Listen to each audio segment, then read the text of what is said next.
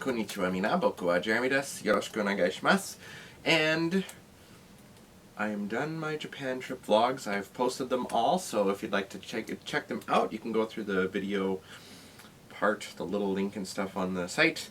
And now we'll get back into the regular scheduled stuff. Not that I have anything regularly scheduled other than my Sailor Moon episode, the Sailor Moon Crystal episode reviews, which I'm doing now for episode 30, which is Act 29, Infinity 3, Two New Soldiers. So after this episode, we now have 9 episodes left and 7 chapters basically to get through in the anthologies. So this one's almost done. Actually, I think after the next chapter in this book, it's done. But we got to meet Sailor Uranus and Neptune, finally. They revealed themselves. And this episode probably was the most different in terms of the other ones, because it strayed away from things the most, yet it is also the most self-contained episode, meaning that it followed the chapter and ended right where the chapter ended in the manga as well. So lots of subtle changes pretty much, so let's get to that. Basically, of course, the chapter begins where it left off with Sailor Uranus kissing Sailor Moon, and of course they don't know. Well, they don't know like the name of Sailor Uranus. They just know that she's a Senshi, and she takes off, and then the other Senshi arrive, and so yeah, now they're talking about all this stuff that went on in the control room after the opening theme starts, of course. And the first subtle change is that the article that Usagi sees on the table is different. She just sees the front page of the magazine. So a little change there. Just thought I'd point that out.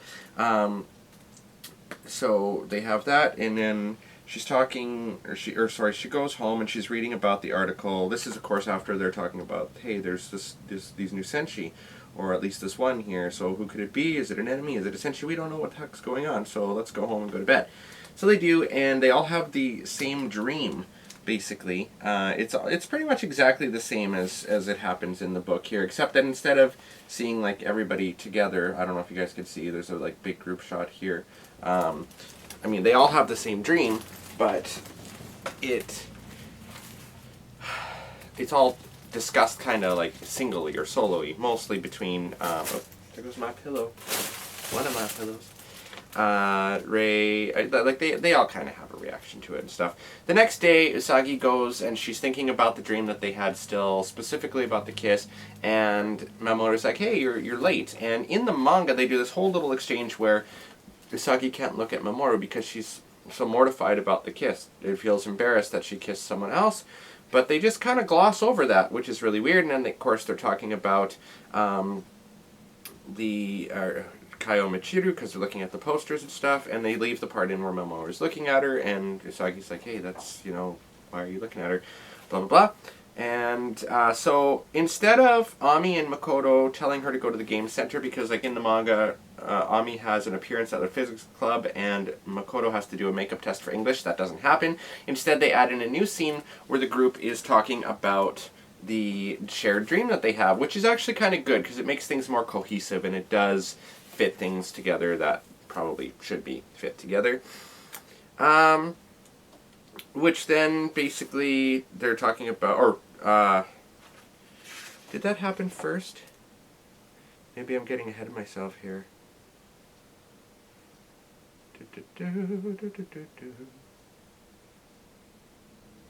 Oh, no, I am getting ahead of myself. I'm sorry.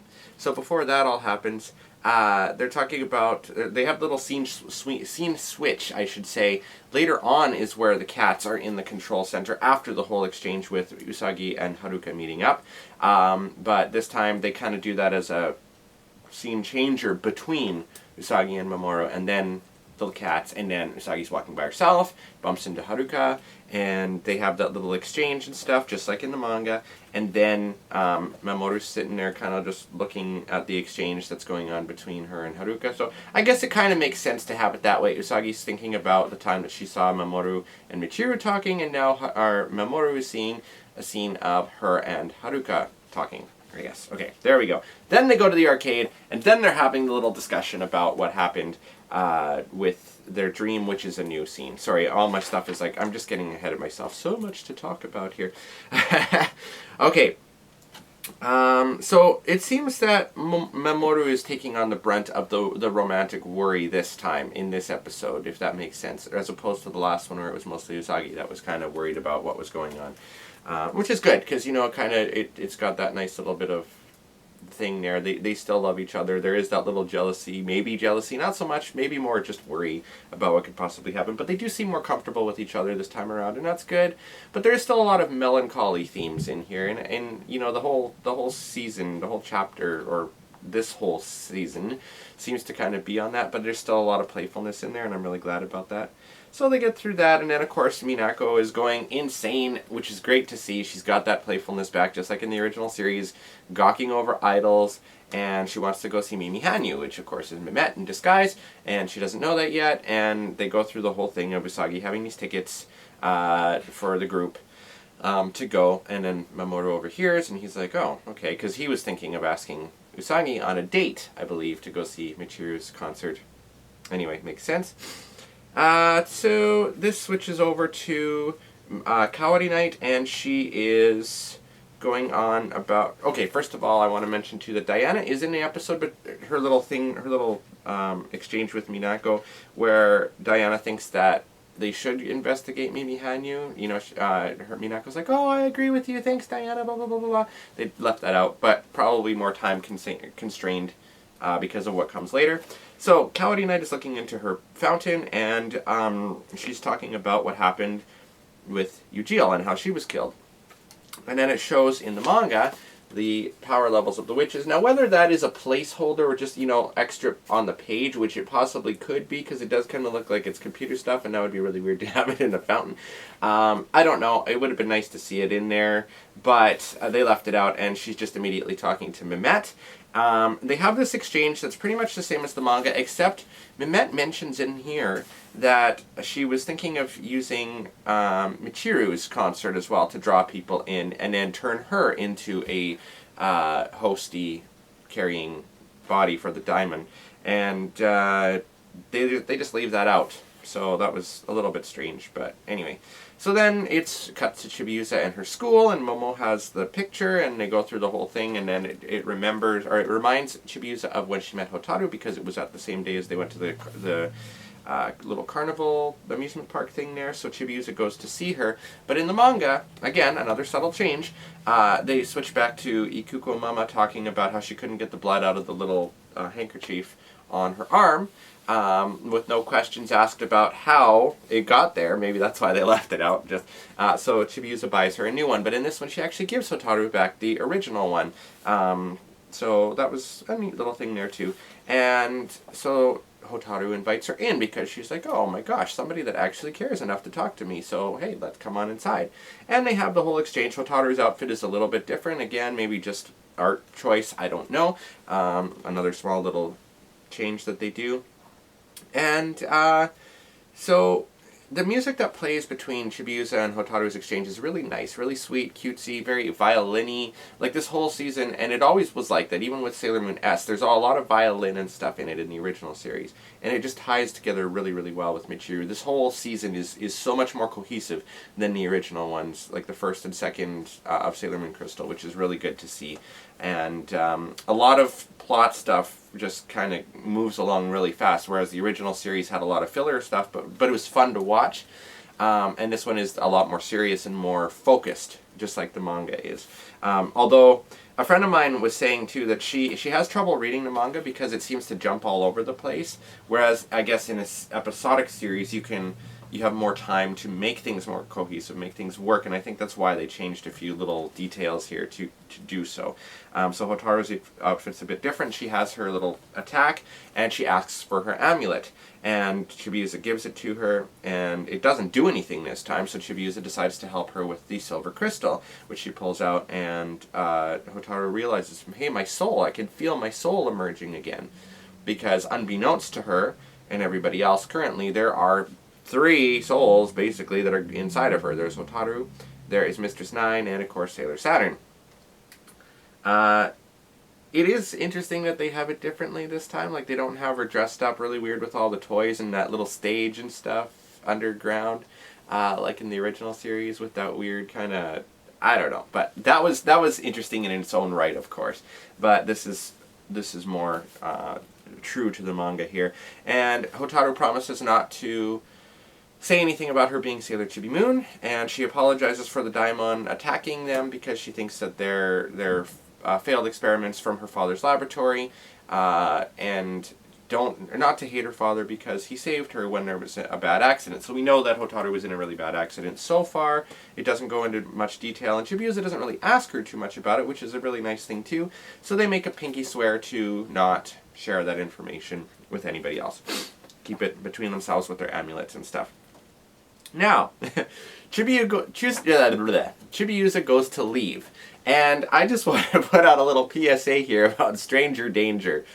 If someone comes up to you in a helicopter that you have no idea who they are, and they say, maybe she doesn't know us very well, but we know her very well, in regards to Usagi, or your parents in general, don't you think that would raise a little bit of a red flag right there? But no, Chibiusa does what kids, I suppose, would do, and just assumes that they are okay to go with. So it's a good thing that they were okay to go with, and especially, don't you think she would have learned from her initial dealing with Wise Man, just accepting his outreached hand and then turning her into Black Lady and all that shit? Like, we could have had round 2 with that, but of course it doesn't happen that way, and it's supposed to be an innocent little thing here, where Haruka and Michiru are trying to get information about Hotaru, but Chibiusa's keeping it a secret, but she still talks about the amulets, and then they talk about their amulets, which are actually the talismans.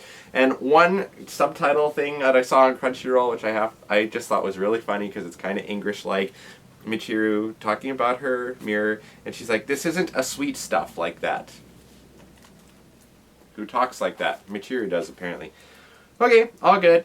So, they drop her off by landing in the middle of the street, and there's people all over the place, because, choppers do that all the time. They land in the middle of a street. I mean, granted, it's nighttime, but that's apparently a normal thing in Japan, which I from experience, I didn't see that happening. I didn't see helicopters anywhere, really, in Japan, but let alone landing on the street, which is busy enough as it is, usually more with people than with vehicles.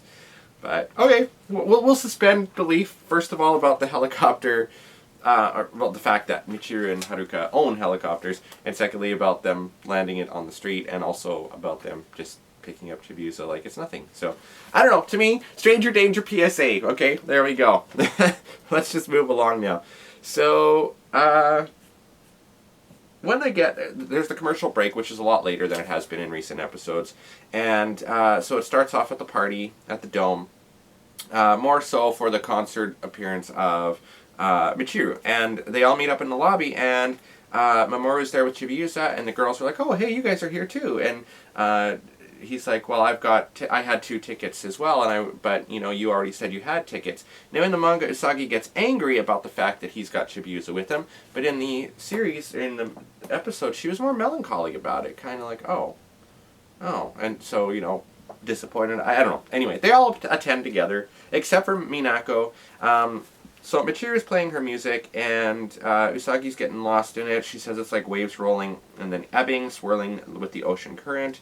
Just so, of course, you get that water thing from Michiru and the wind thing from Haruka. When she left earlier, there was that wind that blew after she gave the tickets to Usagi.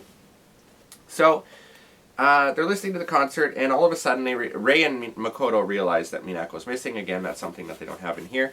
And Minako is off at the Mimi Hanyu concert. She's trying to get in, so and I love this, it's a throwback to her Sailor V days, which I still hope they make a Sailor V spin-off series. But anyway, she pulls out her compact from then, uses her Sailor V change power, or moon power, change me into a male student from Mugen Academy.